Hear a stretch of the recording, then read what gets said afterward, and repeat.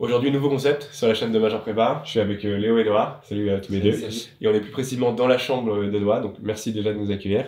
On est à IMT Business School et l'objectif, c'est que je vais passer une journée en immersion totale dans la peau d'un étudiant d'IMT Business School. Je vais aller en cours, je vais aller visiter l'incubateur, on va visiter le campus de manière générale.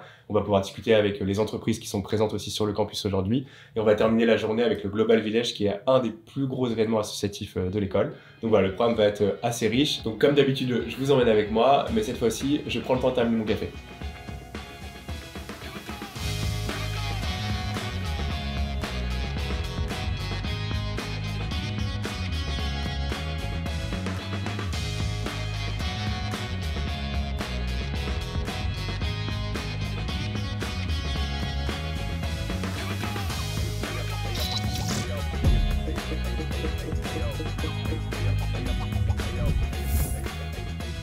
Et là, j'ai quelques minutes avant d'aller en cours, donc on en a profité pour aller sur la partie infrastructure sportive. Ici, ça se voit, on est sur le terrain de street basket. Derrière nous, pardon, il y a les deux tennis extérieurs. Il y a aussi la partie workout là un petit peu plus loin. Vous êtes plutôt sur le gymnase et la salle de muscu qui sont juste à côté, c'est ça? C'est ça, moi je pratique la musculation à l'intérieur au chaud et Léo il va faire du volley dans le gymnase à l'intérieur. Ouais, c'est ça que je trouve vraiment cool à IMT Business School, c'est que vous êtes vraiment sur un campus à l'américaine où tout est accessible à 5 minutes à pied, quoi. Bah ouais, c'est exactement ça. Avec les résidences de l'école, en fait, on a accès à tout quand on veut, à partir du moment où on est licencié à la ZINT. Donc on peut vraiment y aller même le week-end. C'est accessible quand on veut et comme on veut. Ouais, là, on va manquer de temps, je pense, ce matin pour voir le gymnase. Et moi, je vais filer parce que sinon, je pense que je vais être en retard en cours. Mais merci les gars, en tout cas. Pas de soucis. Salut.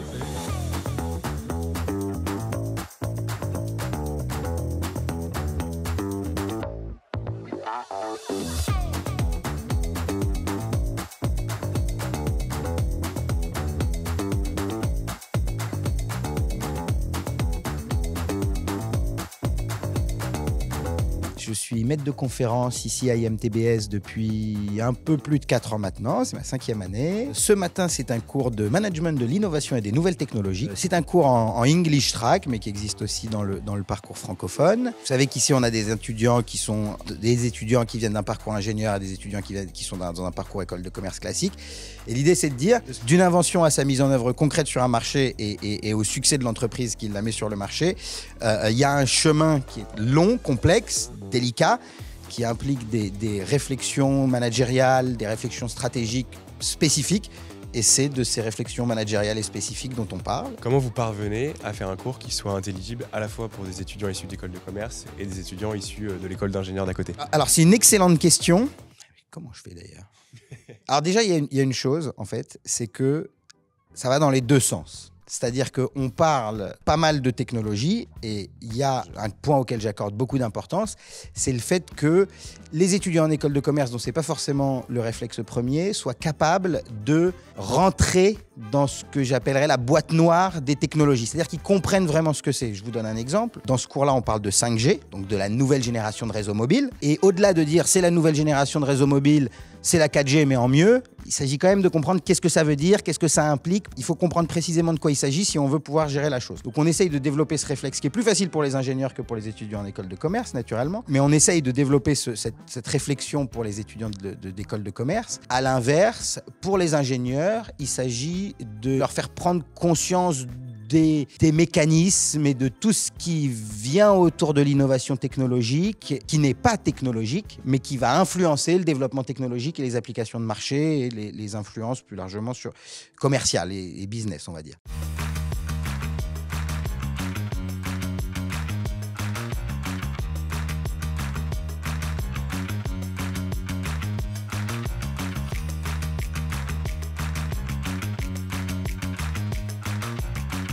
Alors je m'appelle Antoine, je suis actuellement en L3 à l'IMTBS, donc Business School. Je sors d'une prépa scientifique, donc j'ai fait 3 ans de classe préparatoire.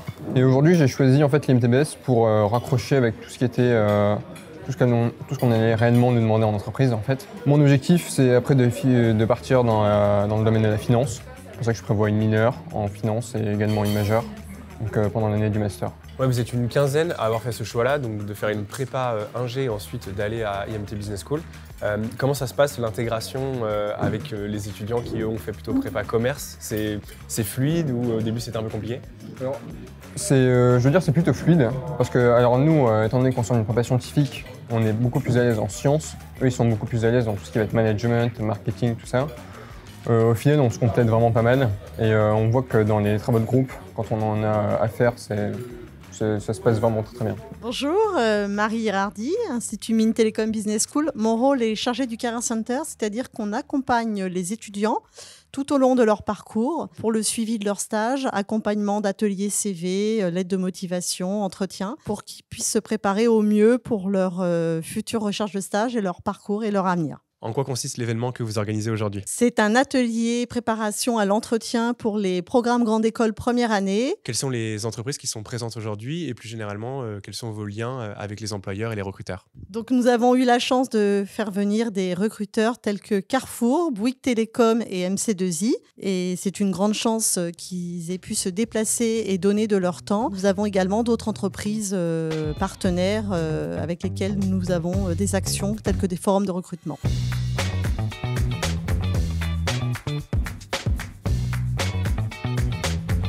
Donc il est 14h et on va reprendre l'après-midi avec un atelier de simulation d'entretien. C'est un dispositif qui est proposé à tous les premières années d'IMT Business School. Et donc c'est Jimmy qui va me cuisiner, entre guillemets. Je te laisse te présenter en quelques mots. Ça marche. Donc moi, Jimmy Dufresne, 28 ans. Ça fait 2 ans et demi que je suis chez Bouygues Télécom. Donc j'interviens sur le recrutement à la fois des fonctions commerciales et support. Très bien. Et pourquoi tu es là aujourd'hui? Pourquoi tu as tenu à être à IMT Business School? L'idée, c'est d'abord d'accompagner les étudiants, les aider, les accompagner à s'améliorer, à la fois sur les entretiens, sur leur CV, et aussi, pourquoi pas, s'il y a des pépites, leur proposer un stage à l'issue, ou peut-être faire du vivier pour l'alternance l'année prochaine. L'IMTBS a une bonne réputation au sein de Bouygues Télécom, notamment parce qu'il y a des cursus télécom. On a aussi de bons retours de la part d'étudiants de cette école auprès des opérationnels. Ok, bon j'espère que je vais tenir le rang de l'école alors.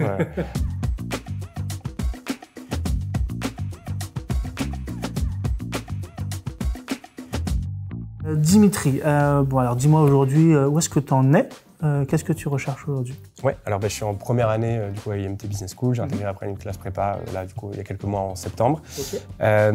Pour l'instant c'est encore un peu flou pour moi parce qu'après la prépa forcément j'ai pas encore bien découvert les métiers qui pouvaient s'offrir à moi. Peut-être a priori ce qui m'intéresse plutôt c'est le domaine du marketing, de la communication. C'est pas encore tout à fait arrêté, mais voilà je me laisse le temps de découvrir et a priori pour l'instant c'est plutôt ces secteurs-là qui m'intéressent. Non, mais globalement, tu as une bonne posture, tu présentes bien, voilà, tu es clair dans tes idées, tu arrives à bien structurer, tu es synthétique. Voilà, on voit que tu t'es renseigné sur l'entreprise, on voit que tu sais où tu veux aller, que tu as choisi tel domaine, pour quelles raisons. Tu es à l'aise en tout cas, tu as une bonne aisance et je pense qu'aujourd'hui, tu as toutes les clés pour avoir une opportunité chez Bouygues. Bon, du coup, en sortant de mon entretien, j'ai croisé quelques étudiants qui se sont souvenus de Major Prépa, ça fait plaisir. Qu'est-ce que vous pensez tout simplement de cet exercice? Est-ce que vous pensez que ça va vous aider pour les vrais entretiens? Je pense que globalement, c'était un bon exercice. Ça nous permet déjà de rencontrer des recruteurs, de faire part de nos expériences. Donc, en sortant de prépa, on n'a pas vraiment assez d'expérience et donc cette première simulation nous permet déjà de pouvoir parler de cela. Et parce que souvent, on a des expériences, donc c'est pas forcément comment les traduire ou comment les lancer. Et donc, je pense que cette expérience, globalement, a été très enrichissante. Et je pense qu'on en ressort avec beaucoup de leçons à tirer. Ça nous permet vraiment d'avoir une expérience face à un vrai recruteur. Moi, par exemple, j'ai eu Manon, qui est une personne très gentille. L'entretien s'est très bien passé. Elle m'a fait beaucoup de reproches sur le fait que je ne parle pas assez des différents stages et autres activités que j'ai fait. Elle m'a fait un retour sur les activités personnelles. Par exemple, moi, je suis quelqu'un qui fait beaucoup de basket. Déjà, par exemple, là, je vais y aller après. Elle m'a dit que c'est un point fort que je peux mettre en avant parce qu'en prépa, c'est dur de faire du sport, comme tout le monde le sait. Et moi, j'ai réussi à accéder à un programme où je faisais à la fois sport et je révisais pour mes cours. Et elle m'a dit que ça peut impressionner différents recruteurs, qu'il ne faut pas hésiter à dire les choses qu'on fait, même si c'est des choses minimes. Là, on est en contact avec des recruteurs qui viennent de Bouygues, de Carrefour. C'est une occasion pour trouver un stage ou une alternance, quelque chose comme ça. En général, quand on sort de prépa, on a surtout fait des entretiens avec des professeurs d'école afin de rejoindre une école. Et là, d'être face à des professionnels, déjà c'est différent. Et moi, par exemple, pour mon cas personnel, elle m'a pointé des points négatifs. J'étais pas forcément conscient. J'ai eu pas mal d'expériences professionnelles, mais je ne sais pas me valoriser correctement. Et c'est quelque chose que du coup je vais travailler pour mes prochains entretiens avec des professionnels parce que c'est vraiment quelque chose à mettre en avant fortement.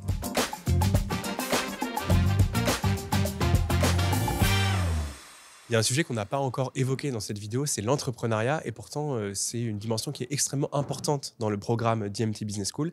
Et donc ça tombe bien puisque je me trouve devant IMT Starter, qui est l'incubateur commun à la fois à IMT Business School et à l'école d'ingénieurs, et je vais pouvoir y rencontrer à la fois son directeur, mais aussi des étudiants qui y sont incubés. IMT Starter, c'est l'incubateur d'entreprise d'IMTBS, qui est commun avec Télécom Sud Paris et le NSIE. Donc on a la chance d'avoir 3 écoles, donc une école de commerce, 2 écoles d'ingénieurs.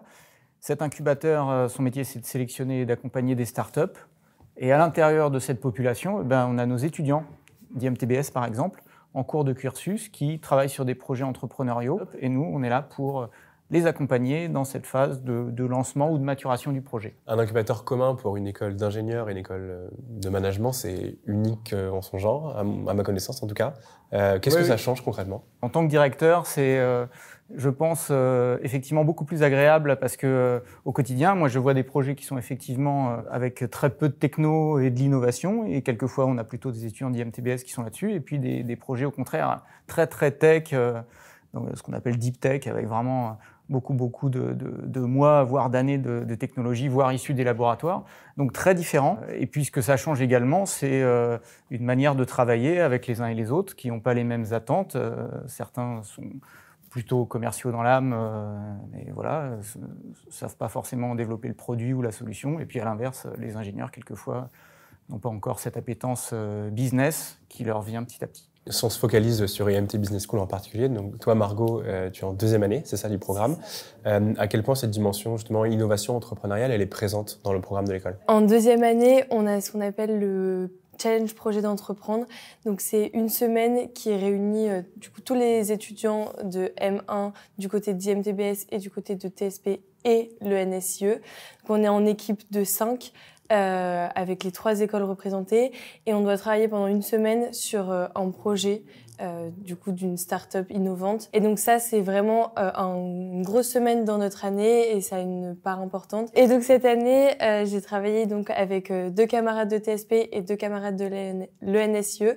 Donc moi, c'était une start-up sur un projet d'un assistant vocal pour les personnes âgées, pour les aider dans les nouvelles technologies, pour les mettre en relation avec les étudiants, afin d'aller les aider sur les nouvelles technologies, les problèmes informatiques, et même pour créer ce lien intergénérationnel qu'on perd de plus en plus. C'est très agréable de travailler tous ensemble, de voir un peu les différentes compétences qu'on a et les mettre du coup au service du groupe.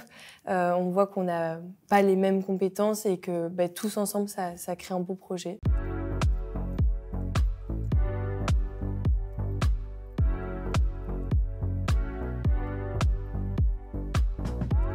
Moi, je m'appelle Vincent, je suis président du Club Jeu. Alors, le Club Jeu, c'est un local très simple où les élèves peuvent venir se détendre et étudier, ou même se détendre sur une partie d'échecs, même sur des consoles. On a des consoles comme par exemple la Switch ou la PS4. Et c'est quoi les plus gros événements que vous organisez au cours de l'année? Principalement, la plus grande attraction du Club Jeu, c'est le fait d'être ouvert presque 24 heures sur 24.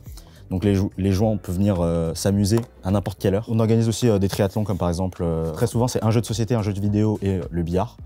Donc où ils vont pouvoir gagner des petits lots pour les gagner. Toi tu viens de TSP, c'est ça? Ouais. Comment tu vois le fait que justement au sein des assos d'IMTBS et de TSP du coup de manière générale, tout soit mélangé, qu'il y ait à la fois des ingénieurs et des managers, qu'est-ce que ça rapporte finalement? Moi je trouve que c'est une bonne chose puisque en tant qu'ingénieur on a une vision un peu solutionniste des choses.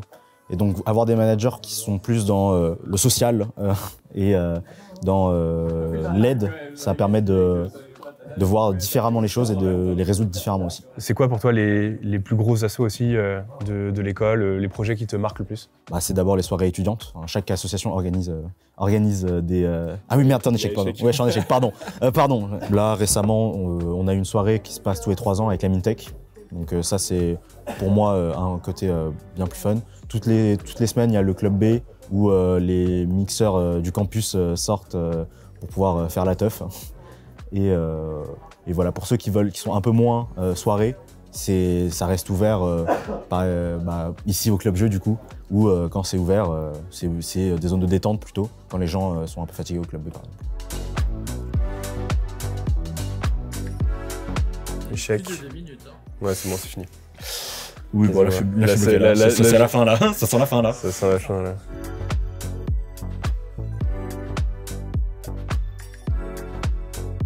Déclic, c'est le club photo du campus. On va prendre des photos de tous les événements. On va aussi apprendre aux gens à prendre des photos. On fait des shootings, on prend des photos de CV. En fait, on fait plein de trucs autour de la photo. Et on fait tous les deux partie de l'association du bureau des arts du campus, qui organise plusieurs événements au cours de l'année, notamment des scènes ouvertes, participe au marché de Noël, organise un cabaret. Cette expérience associative, qu'est-ce qu'elle vous a appris? Elle est très enrichissante, notamment parce qu'on a des responsabilités. Donc c'est très intéressant de gérer les priorités en fonction des tâches qui doivent être accomplies à court et moyen terme. J'ai quand même acquis beaucoup de compétences grâce à la vie associative. Aussi, en tant que présidente, je suis amenée à gérer beaucoup de personnes, que ce soit des premières années ou des deuxièmes années de mon bureau, mais aussi à interagir en fait avec tout le reste du campus. Et du coup, ça m'a vraiment appris à discuter avec vraiment tout le monde, à se poser, et même si on a des visions différentes, à pouvoir trouver un accord et un point de vue commun sur, même si c'est que sur un événement, c'est déjà parfois difficile.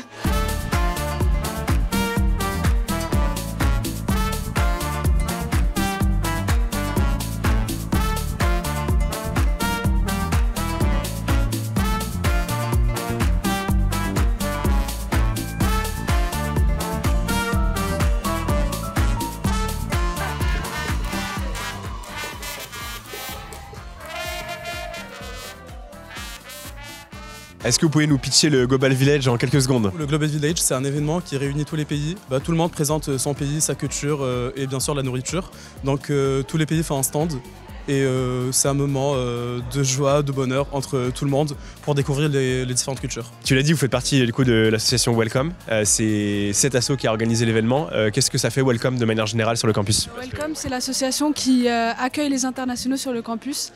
C'est une association qui organise plein d'événements pour promouvoir la diversité sur le campus. Il est 20h30 ici au Global Village. On va terminer cette vidéo ici alors que la soirée bat son plein. J'espère que cette vidéo vous aura plu, qu'elle vous aura permis de mieux découvrir l'IMT Business School. Moi, je vais profiter de la fin de la soirée, me régaler. À portée d'assiette, il y a la Grèce, il y a le Maroc, il y a le Liban, il y a la Colombie. Bon voilà, il y a plein de saveurs. On va se régaler et je vous dis surtout à très bientôt sur Major Prépa.